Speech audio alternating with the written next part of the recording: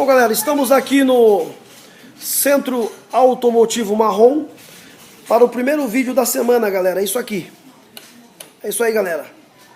Estamos aqui com o Peugeot 307, motor 1.6, 16 válvula flex, ano 2008, galera. É isso aí.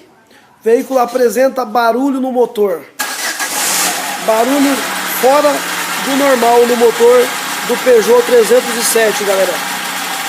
Como vocês podem perceber, esse barulho aí, ó, muito alto, barulho fora do normal do veículo.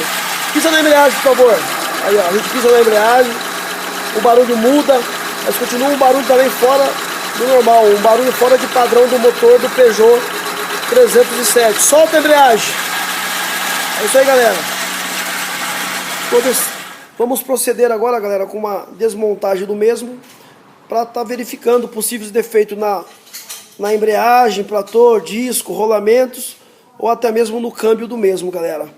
Retornaremos logo mais com a solução do problema do veículo Peugeot 307 1.6 16 válvula Marrom Car. Compartilhe, galera. É isso aí.